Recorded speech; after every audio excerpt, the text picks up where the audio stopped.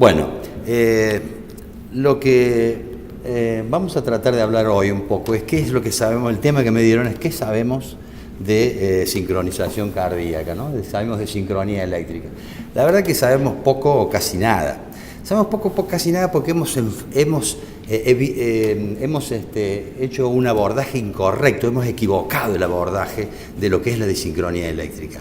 Efectivamente, es un problema que ha sido observado, que ha sido seguido por toda la gente que hace imágenes, los ecografistas, la gente que hace resonancia magnética, y lo han hecho muy bien, y lo han hecho de una manera sobresaliente, pero hemos equivocado el problema. ¿Por qué? Porque si yo me voy a la etiología de la palabra sincronía, la palabra sincronía viene del griego sin, que quiere decir al mismo, y cronos, tiempo, al mismo tiempo, es decir, que es el fenómeno por el cual, o la propiedad por la cual, dos fenómenos se pueden producir al mismo tiempo. Si sabemos que el corazón no tiene autonomía propia, si los ventrículos no se contraen por sí solos, los ventrículos los contrae una corriente eléctrica. Entonces, los ventrículos se contraen de acuerdo a lo que le llegue de la corriente eléctrica. Por lo tanto, la disincronía es un problema eléctrico, no mecánico. Y lo que hacen los ecografistas muy bien es ver el efecto indirecto de lo que pasa con el origen, que es un origen eléctrico. Para eso existe una rama derecha y una rama izquierda. Bien, fíjense una cosa, todas las guías internacionales, todas, europeas, hablan de, cuando hablan de indicar un resincronizador, hablan de un ancho de QRS, ya sea en el bloqueo de rama izquierda o no en el bloqueo de rama izquierda, hablan de más de 150 milisegundos, incluso hablan más de 120 milisegundos, así que todo lo que va por encima de 120 milisegundos es digno de implantar una terapia de resincronización cardíaca. Eso sugiere una cosa extremadamente vasta y por supuesto vamos a tener una cantidad de fracasos enormes, porque es como decir, todo QRS que supera 120 hay que implantar un resincronizador. De modo que es incorrecto. Las guías americanas dicen exactamente lo mismo. Fíjense ustedes, dicen siempre un QRS superior a esto, con una fracción de eyección baja, un resincronizador. Entonces, eso es muy vago.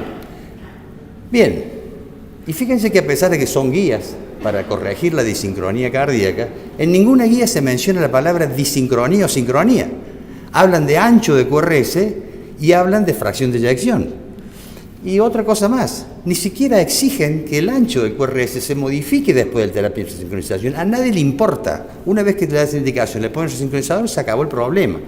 Y fíjense ustedes que la mayoría parecería ser que la estrategia de la terapia de sincronización es transformar esto en esto. Perfecto. Sin embargo, ustedes cuando ven, si analizan todos los análisis, las series más grandes de resincronización cardíaca que hay por ahí dando vuelta, ustedes ven que preimplante y posimplante el ancho del QRS no cambia para nada. Sin embargo, estamos todos contentos porque le pusimos un resincronizador y es más, estos son los respondedores, los que anduvieron bien, que son la mitad, los que anduvieron bárbaros. Estos pacientes, fíjense, tienen el mismo QRS que antes. Entonces, evidentemente, lo que nos tenemos que plantear es si realmente tiene importancia el ancho del QRS. Y efectivamente, ¿de qué hablamos cuando hablamos de ancho de QRS?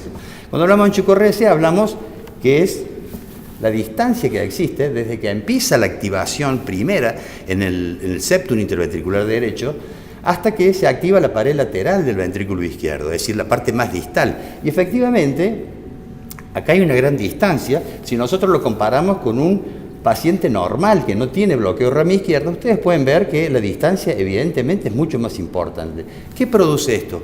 Que la pared lateral del ventrículo izquierdo se active mucho más tarde. Los ecografistas lo ven a esto, por supuesto, pero no siempre con la exactitud. ¿Qué pasa? Con lo que les mostraban recién del SyncroMax es muy simple. Usted toma la D2, que es la representación de la activación del septum, y la B6, que es la activación de la pared libre, y ustedes pueden ver, esto vendría a ser la 2 y la B6, que cuando hay sincronía está todo perfecto. En cambio, pueden claramente darse cuenta acá que esto es un desastre y evidentemente está desincronizado. Y lo que vemos en el bloqueo de rama izquierda, que es este panel de acá, muy claramente, siempre se ve, vemos que el ventrículo izquierdo está exageradamente retrasado con respecto al ventrículo derecho. Y si fíjense, todas esas zonas que están marcadas son las zonas que hay actividad en un solo ventrículo y en el otro ya se acabó. De modo que esto es un verdadero problema. Y esto es, acá pueden ver ustedes, el desfasaje importante que hay entre la activación del ventrículo derecho y el ventrículo izquierdo, lo que los americanos llaman uncoupling o desacoplamiento, y esto es lo que veíamos en el trazado con el seno coronario. Vemos que el ventrículo izquierdo se activa mucho más tarde que el ventrículo derecho. Bueno, pero no es solamente que se active más tarde, sino que hay otras cosas que nos permite ver cuando analizamos esto, y es que un ventrículo, como ven acá, hay un ventrículo que es el ventrículo derecho que termina su activación mucho antes que el ventrículo izquierdo. Fíjense, termina 14, 15 milisegundos antes, es decir, que mientras el ventrículo derecho terminó su activación bajo las persianas, el ventrículo izquierdo todavía tiene actividad eléctrica, lo cual es una disincronía evidente y hasta podría ser tal vez arritmógeno. Entonces, muy bien, fíjense una cosa, que acá tenemos todas estas variables que se pueden medir, que pasan el bloqueo de rama izquierda, que es el desacoplamiento, la duración del QRS, el desacoplamiento, la distancia BDBI, la duración de la distancia BDBI, y por supuesto un flujo invertido. ¿Qué significa esto? Que mientras el ventrículo derecho se activa de abajo para arriba, el ventrículo izquierdo se activa de arriba para abajo. Es decir, mientras la energía va subiendo por un ventrículo, va bajando por la otra. Más desincronizante que eso, imposible. Entonces nosotros nos pusimos a estudiar un poco cuáles eran las variantes de esta que tenían importancia, y tomamos a los pacientes que tenían terapia de resincronización optimizada, solo los que habían andado bien. Fuimos bien, solo los que habían andado bien. ¿Y qué es lo que vimos? Vimos que todos estos pacientes, si analizamos la duración del ritmo sinusal y después de la terapia de resincronización, la duración del QRS no cambiaba. Tal cual como pasa en todas las series internacionales, no cambió para nada. Son pacientes respondedores, que anduvieron muy bien. Si analizamos otra variante del índice de sincronía, por supuesto había cambiado en forma positiva, en forma importante, medida con Syncromax, pero si analizamos todas las variables que fueron más importantes, fíjense, todo lo que es la distancia BDBI o desacoplamiento, fíjense en la importancia significativa. Estos son respondedores. Fíjense, la duración del QRS, igual, por supuesto, nada nuevo. El índice de sincronía cambió. ¿Qué pasó entonces? Lo más importante era esto. Entonces, lo que se me ocurrió hacer es ir a comparar qué tienen los bloqueos de rama izquierda que no tienen el ritmo sinusal. Y fíjense qué interesante. Esta es la diferencia, el índice de sincronía entre un ritmo sinusal, QRS angosto, y cuando digo sinusal quise decir QRS angosto, y los pacientes con bloqueo de rama izquierda. Y fíjense, los pacientes que tienen bloqueo, todo esto sin implantar, son pacientes con QRS normal y pacientes con bloqueo de rama izquierda. Los pacientes con bloqueo de rama izquierda tienen 3 veces peor índice de sincronía eléctrica. Y el ancho del QRS tiene 1,8 veces peor el ancho del QRS. Sin embargo, cuando yo uso la distancia BDBI o la desacoplamiento, tengo 7 veces y medio más en el bloqueo de rama izquierda que el ritmo sinusal. Eso, sin lugar a duda, hace que esta variable sea la más importante a corregir. Entonces, hay bloqueos, como mencionaron recién. Es importante saber que hay bloqueos de rama izquierda, por ejemplo, hay complejos QRS como estos, que son anchos y tienen un desacoplamiento, BDBI muy largo. Hay bloqueos de rama izquierda, ya creo que les mostró recién Nicolás, que son bloqueos de rama izquierda con QRS muy anchos, pero que no están desacoplados.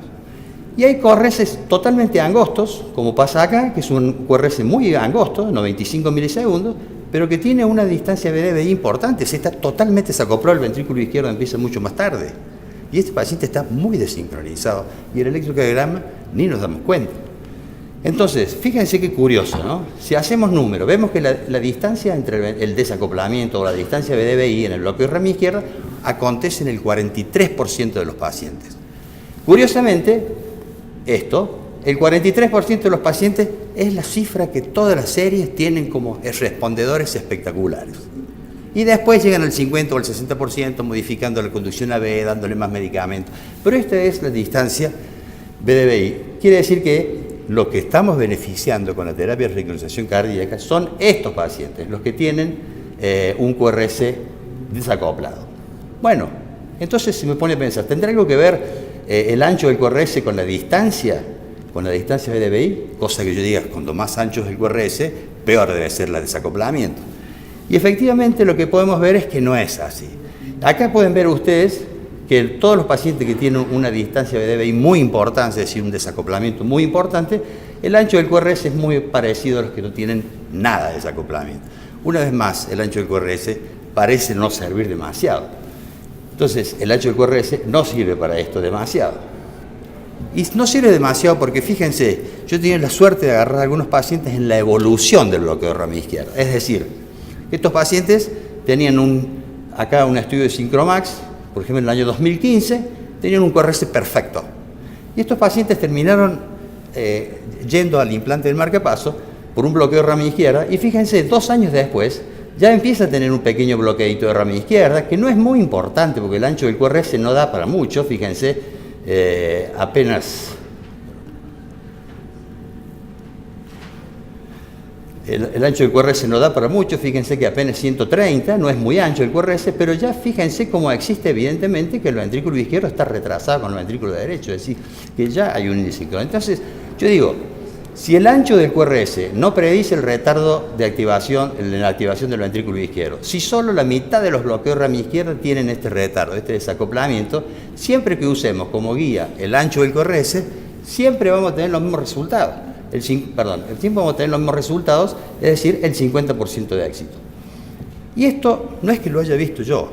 Fíjense una cosa, esto es un estudio del grupo de Bordeaux, de Aizaguer, que estudió una cosa bastante compleja, que fue un mapeo con múltiples electrodos, un mapeo epicárdico, complejísimo de hacer, y mira el frente de activación y la propagación del impulso, y él descubrió que en el ventrículo, el desacoplamiento del ventrículo izquierdo predecía mucho mejor a los que iban a responder a la terapia de sincronización que los que tenían QRS ancho. En otras palabras, lo que él estaba diciendo es que lo que nosotros estamos hablando, este desacoplamiento, es esencial conocerlo antes para saber quién va a ser respondedor. Tanto es así que probablemente, y es lo que yo espero, que algún día en las guías internacionales, en vez de figurar esto, figure que tenga una mala fracción de eyección y un desacoplamiento o una distancia BDBI. Y eso va a ser un poco más justo con lo que estamos observando en este momento. Bueno, ¿qué hacemos ahora nosotros cuando estimulamos? Lo voy a pasar rapidito, pero no siempre estimulando el septum podemos solucionar el problema. Por ejemplo, acá, estimulación del ápex en este paciente con bloqueo de rama izquierda, la estimulación del septum interventricular, como decíamos recién, que era bastante buena. Sin embargo, el ventrículo izquierdo sigue siendo muy retrasado. Entonces, no siempre estimulando el septum, la zona parisiana, resuelve el problema. Y fíjense ustedes acá, lo importante es que la estimulación del septum es bastante desincrónica, porque no evita esto que el primero sea el ventrículo derecho. La estimulación del seno coronario distal sí mejora el asunto. Me trae el ventrículo izquierdo y recupero el acoplamiento de esos dos ventrículos, que es parecido a la estimulación isquiana pura. Entonces, basado en esto, nosotros estamos elaborando en este momento un algoritmo de trabajo, estamos trabajando en esto, y nosotros lo que sugerimos en mi servicio es, a los pacientes que tienen candidatos a estimulación definitiva, que tienen un bloqueo completo de rama izquierda, le hacemos un estudio electrofisiológico y vemos si tienen la distancia BDI-BI. Pueden hacerlo con Syncromax o simplemente midiendo el QLV con un catéter en el seno coronario. Si estos pacientes, a estos mismos pacientes les estimulamos el ápex, el septo interventricular o la sala parisiana y el seno coronario. ¿Y en quién decidimos quién va a la terapia de resincronización? Lo hacemos en aquellos pacientes que tengan activación BDBI o estén desacoplados. Lo hacemos en aquellos pacientes que esta distancia, este desacoplamiento, no sea corregida estimulando el ventrículo derecho, ni el septum ni el GIS. Si no lo logramos, entonces indefectiblemente con ese paciente tendremos que ir a estimular una terapia de sincronización. ¿Y saben qué? Otra vez, el 45 al 50% de estos pacientes solamente requieren estimulación y resincronización cardíaca. La otra mitad, estimulando el septum en la zona parisiana, se recuperan perfectamente del acoplamiento ventricular. Bueno, la otra cosa voy a pasar rápida. ¿Solo hay disincronía en el bloqueo de rama izquierda? No, el bloqueo de rama derecha también produce mucha disincronía. Lo que pasa es que con las herramientas actuales no la podemos corregir. Fíjense, hay un trabajo nuevo en la revista de Electrofisiología de Arritmia que publica el doctor Garillo, y que en realidad es el doctor Villarruel, ¿no?, que lo publica con la colaboración del doctor Garillo, mostrando que hay disincronía en el ventrículo derecho. Fíjense, ¿qué pasa acá con el ventrículo derecho? Y primero se activa, claro, es al revés que el ventrículo izquierdo. Primero se activa el ventrículo izquierdo mucho antes que el ventrículo derecho. ¿Y este paciente tiene disincronía? Claro que tiene disincronía, pero ¿saben por qué no se nota mucho? Porque el ventrículo derecho no es muy importante. Entonces no hay nada que no se pueda corregir con un pequeño diurético o aumentando la dosis de medicamento, pero este paciente está muy desincronizado. Y fíjense usted que todo eso que se está viendo ahí se activa el ventrículo izquierdo y recién el ventrículo derecho se activa el último. Vamos a pasar un poco rápido con todo esto. Y hay un impacto que es mayor aún que el bloqueo de rama derecha, que es el hemibloqueo izquierdo anterior. El hemibloqueo izquierdo anterior hace que el ventrículo izquierdo se contraiga muy asincrónico. Pero vamos a pasar más rápido porque no hay mucho tiempo. Y entonces vamos a ver qué es el futuro en la disincronía, porque no solamente produce disincronía el bloqueo de rama izquierda y el bloqueo de rama derecha. ¿El Wolff-Parkinson-White puede producir sincronía? Sí, por supuesto que puede ser sincronía. Fíjense, un Wolff-Parkinson-White izquierdo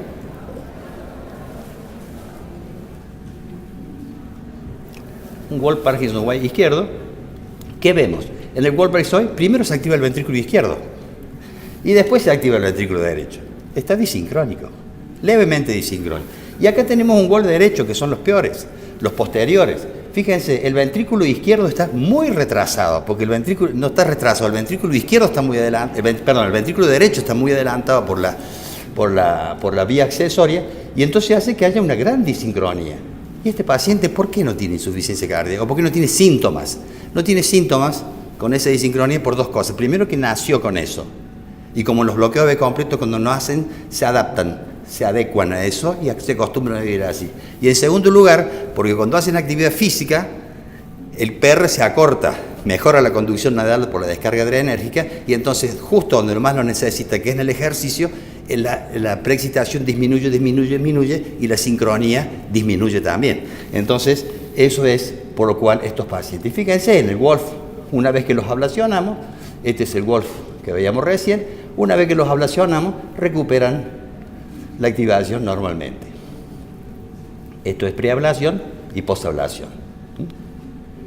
Y fíjense cómo cambia el QRS y el índice en la distancia BDBI.